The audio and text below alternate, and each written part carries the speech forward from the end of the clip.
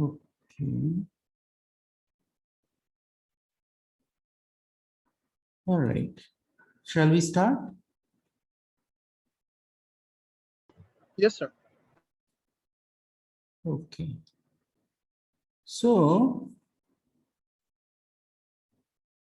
I think last time we discussed up to this till we simulated the coefficients we discussed, right? And let me just run up to this. Yeah. And then we compare the coefficient versus coefficient by the OLS versus the right. So the OLS, how the OLS behaves and how the coefficient for the behaves. Next, what we are going to discuss is some of the inference that we can do now. Once we are convinced that okay, now we have a reasonable estimates of our coefficients, much stable. So typical in this context, this Bayesian, cheese data context. So typical question one could raise that how much increase in volume is expected if unit price is decreased by say 5%. How much will the effect of in the revenue you will see? So there are two questions effectively. One question is if you give a 5% discount, how much effect you will expect in the volume?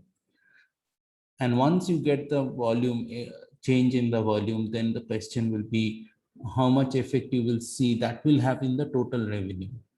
So what you can do, so I just in order to do that, what I did, I first take the first retailer number 1, and whatever the retailer number that we have, so we have these all retailers. So the first one is Albany, New York, Price Chopper. So what I did is I just created, subtracted the first. So if you just take the retailer number as 1, and then, so this is I have taken, and then I'm saying that, okay, you take all the cases where the retailer equal to the Albany, New York Price Chopper, and then you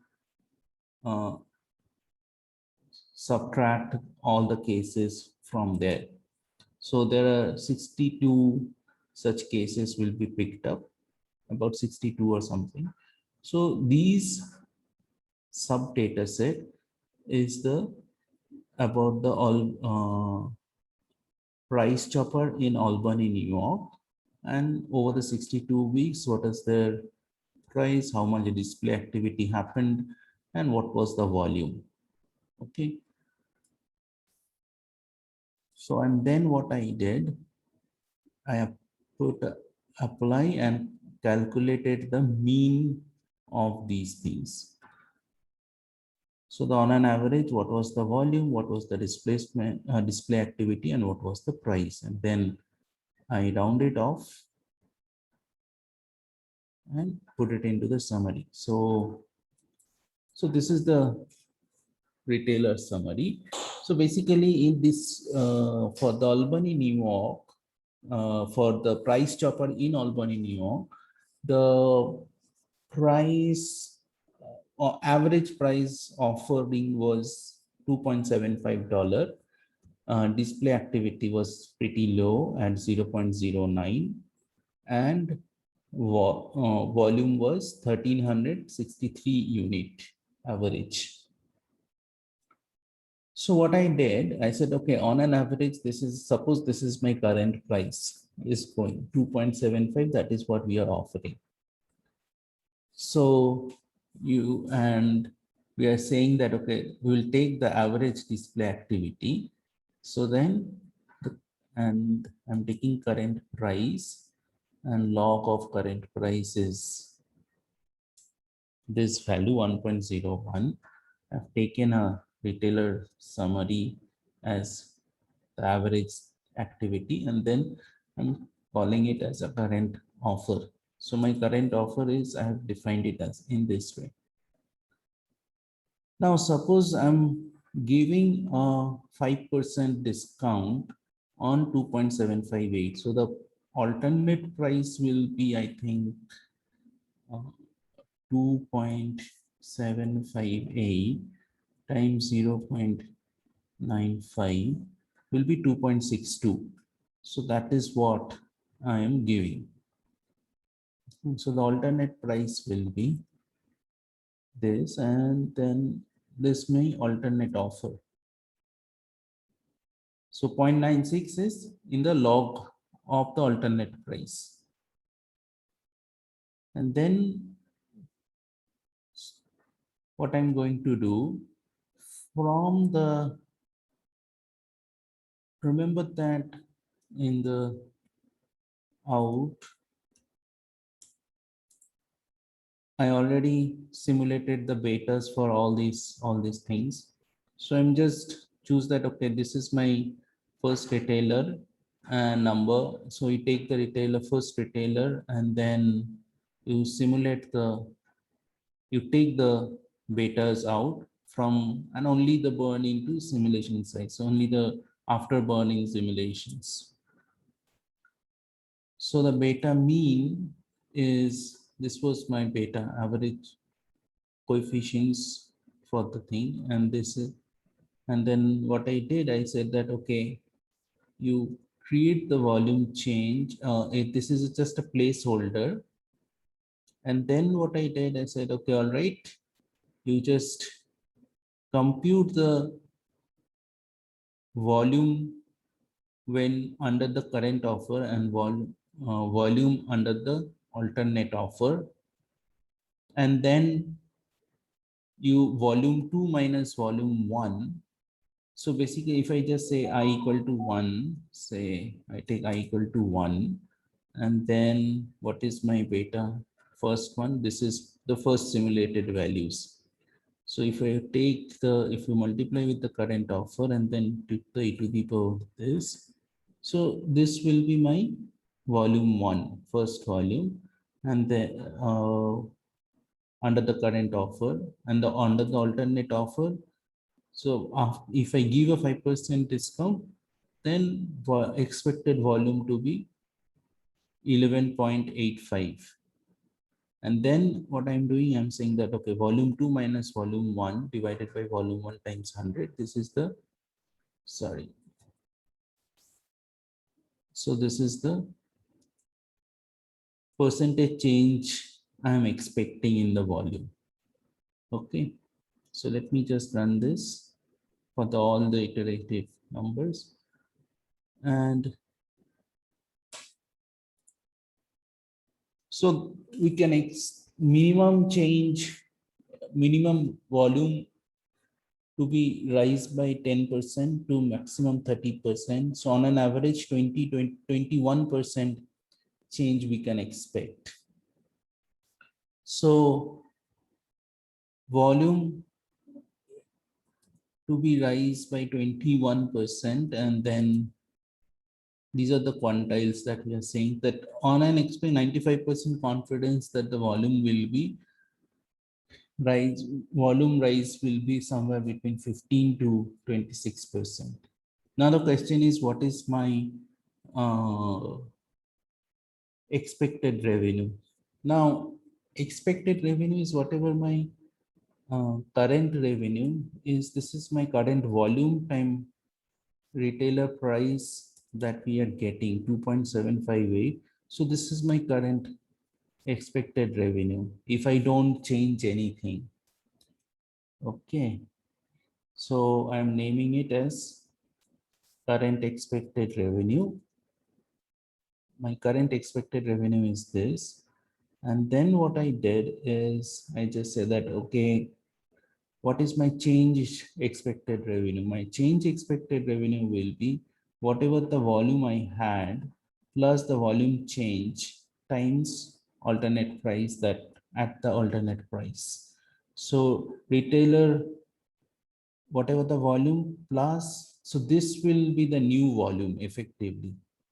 This will be my new volume if the given the alternate price, and then I have the alternate price. You multiply with the alternate price, what you will get the change expected revenue. So get the change expected revenue. You know that is your expected revenue, and this is your change expected revenue. So current expected revenue is around $3,760, and it might go up to $4,321.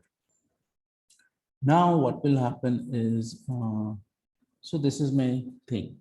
Now what we found, if you try some other retailer, it might happen, you will see that because of the price discount, your volume may surge, but it did not surge that much, and as a result, overall revenue may go down actually. So the relationship between the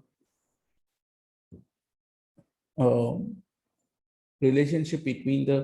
revenue and the expected revenue is different.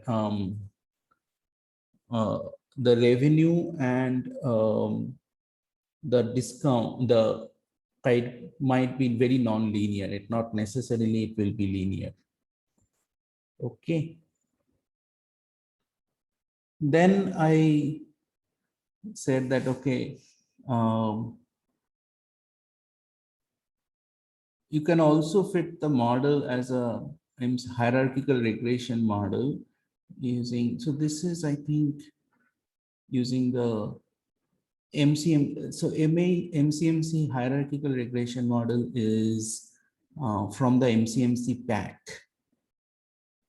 Okay, from the MCMC pack, but same thing, it's, you can basically reproduce with this thing. So I'm not going into the thing, and I found some of the problem, it was a bit difficult to implement in terms of using MCMC pack. So I don't want to go into the thing. I think it is better to just focus you on Bayesian package.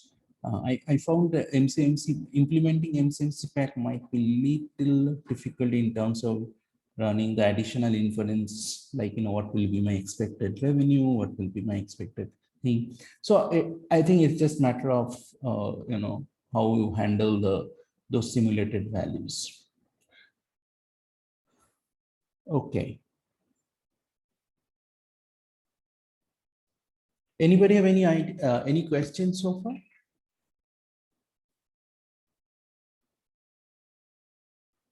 Hello?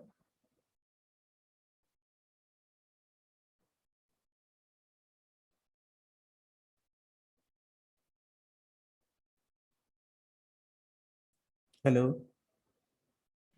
Yes, sir, we are here. You're good? Okay. Now I'm going to a next level. Okay, this is part one of the Bayesian hierarchical model implementation with the cheese data. Next level of implementation. So far we have used only one level. What happens if I have a naturally two levels or three levels, or geographical levels? So that is what I'm going to explore now. Okay. Let me just clean this thing. So this is the second part of the thing. So now, so this is my data set, and what I did from and these are my retailer. Okay. So what I did,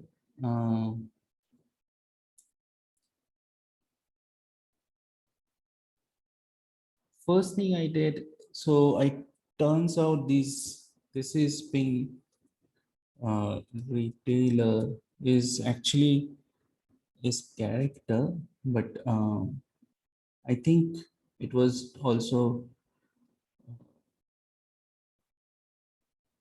defined as in the if you just take cheese retailer, so these are defined as levels, and so it is important to define all these values as a character. So first thing so in R you can define a variable as a level class as well. What I did after doing that, I have created, so now after doing that, if you look into this, so this is my thing. Okay. Now I have read this as a character variable. And then I'm going to create two more variable. One is the city, another is the company. And what I'm going to do is from this, I'm going to read the city part and I'm going to read the company part. Okay. So this piece of code is going to do the exactly same thing. So now from this, I separate out the city and the company, corresponding company. Okay. And now I'm going to do the city, I can do the company. Now, there are cities which belongs to certain region. For example, Pittsburgh, Boston, Hartford, these city belongs to Northeast. Typically, it is called the Northeast. Chicago, Cleveland, St. Louis, Denver, these comes to the big region of called Midwest. Houston, Detroit, Dallas, these comes to big region called South, and Los Angeles, San Francisco, these comes to the West. So these, what I have done, I'm going to do just to, I mean, you can do it for all the cities. So there's so many, how many cities are there? I think 50 some cities are there, 46 some cities are there. You can do it for each of them. It's like that will be slightly laboriously. You have to assign each of them into each of the regions. And then you can come up with regional classification as well. But I have decided to just, do it in a sub data set. So what I have done, I have just created, okay, chief, you just create a sub data set with Pittsburgh. Okay. And if you look into the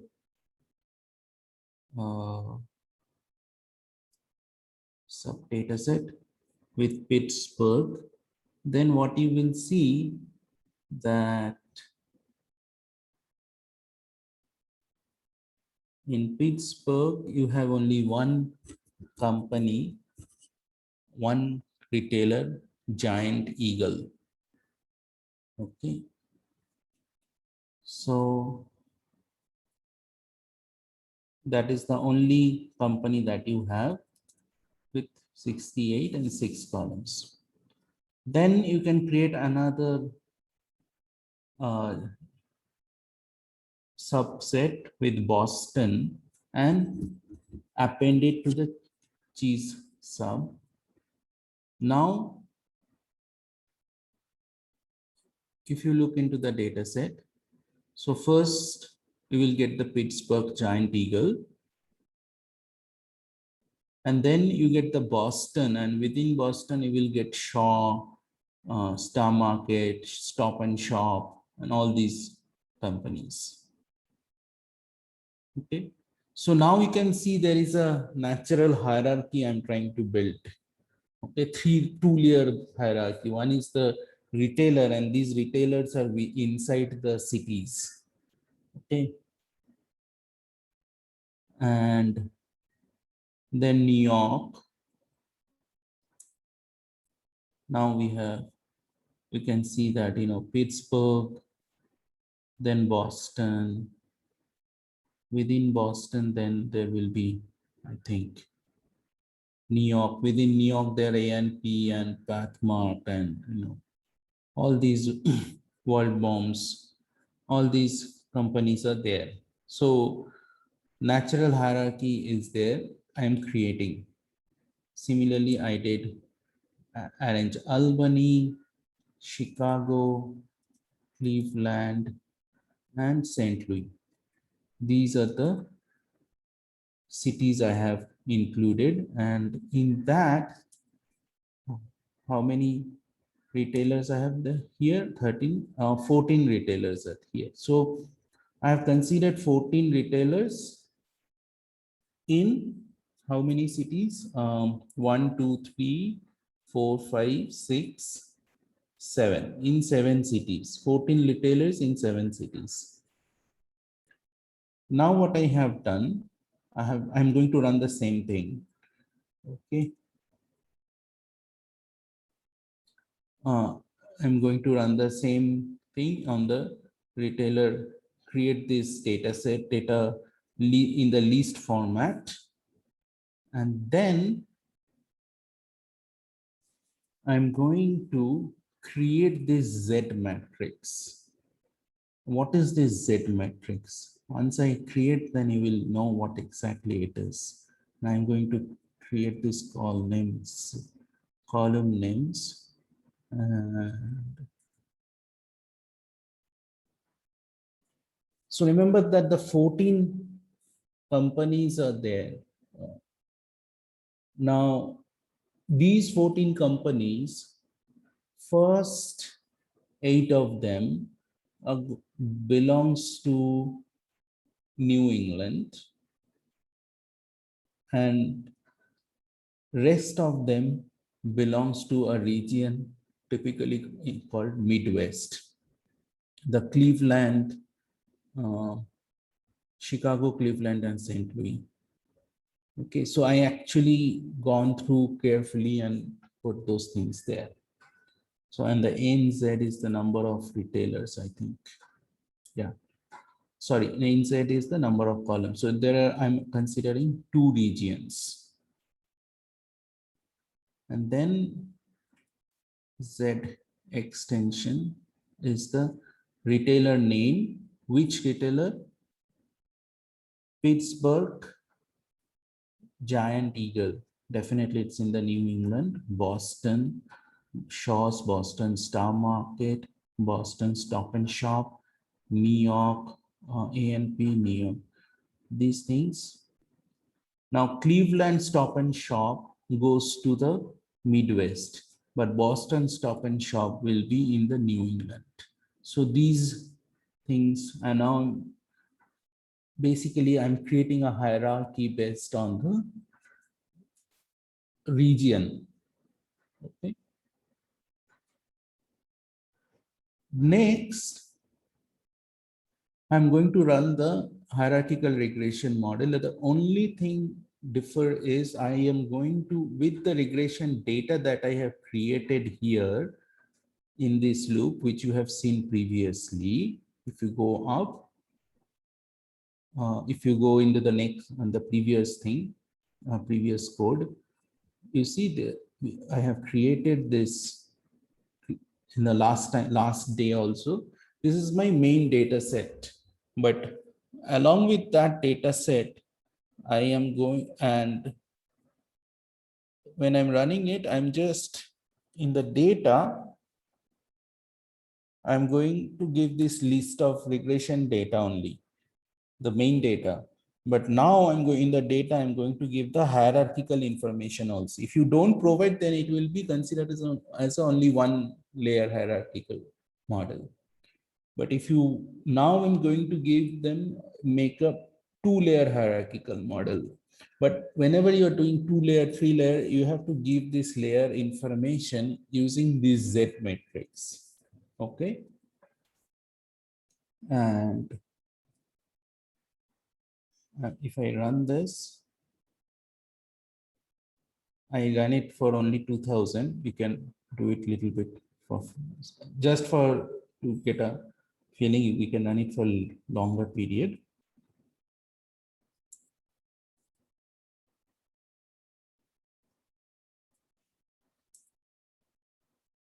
Now we can compute this coefficient, Pittsburgh versus this retailer level coefficient I'm estimating.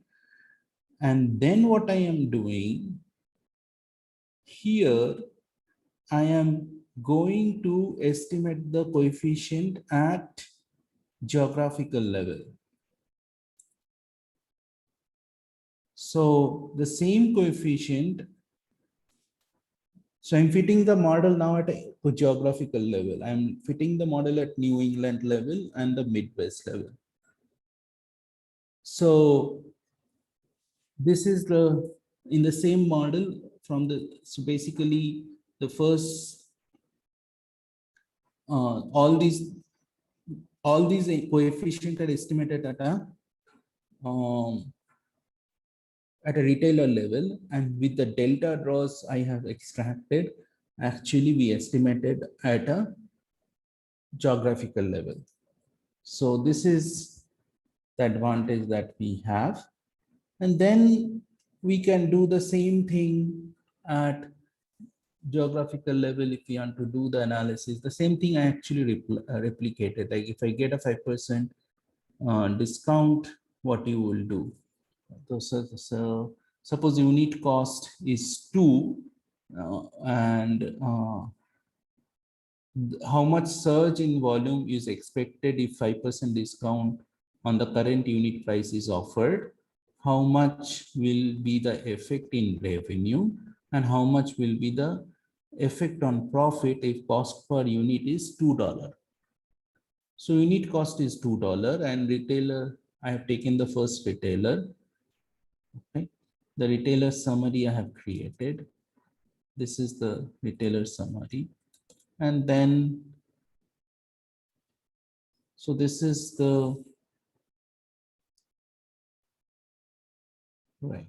So suppose the current price we are offering is 2.88.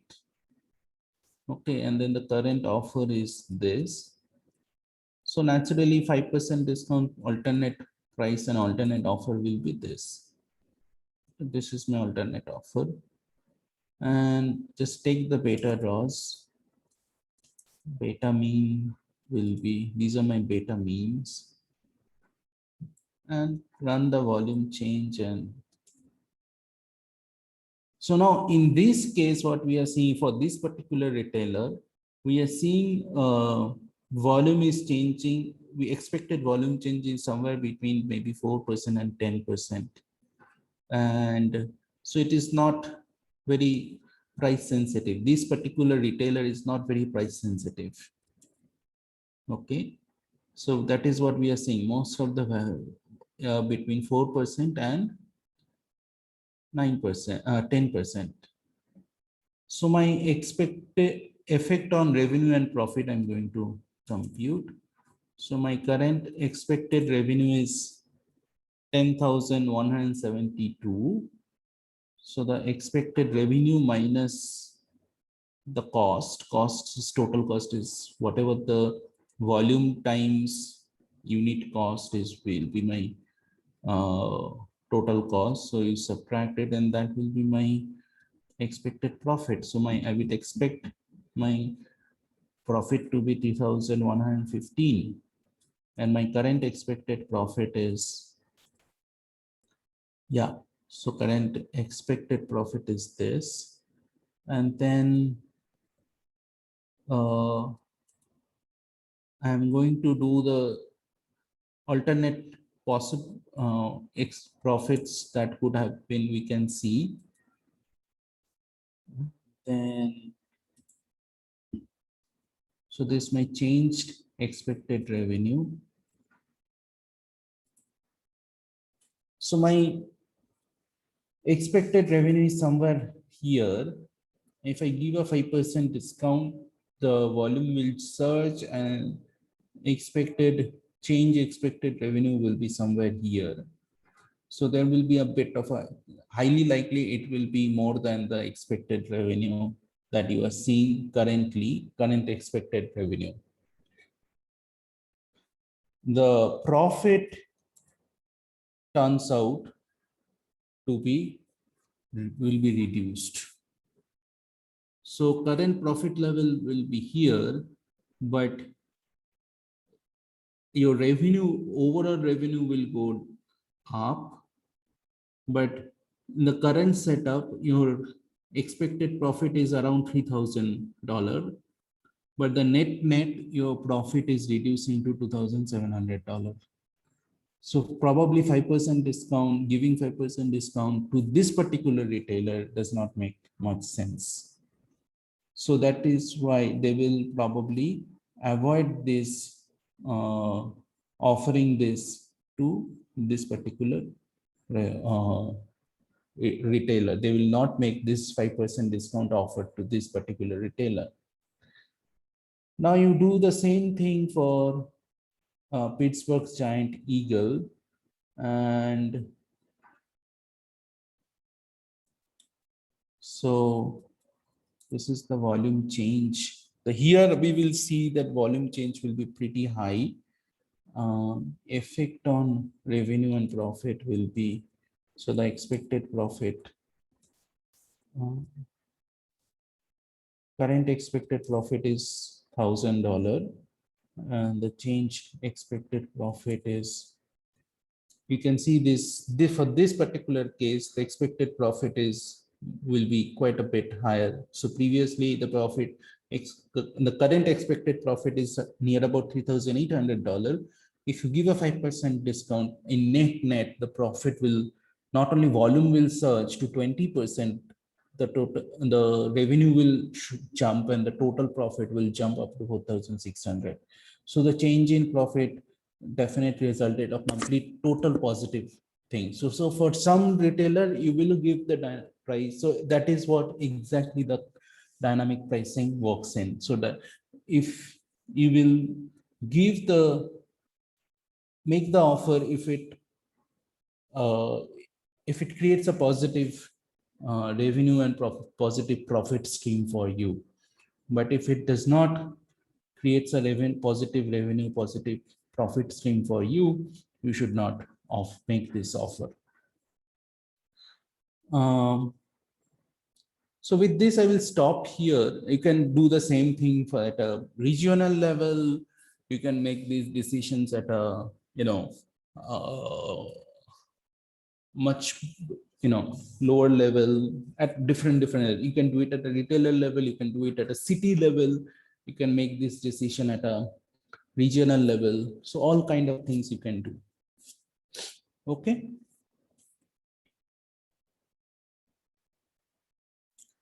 So with this, I will stop here. Anybody have any question?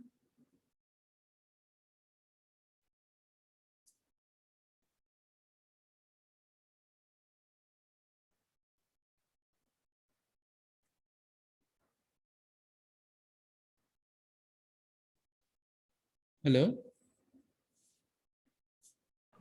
Yes, Sir, sir, we are here. I think like once we start doing the assignment,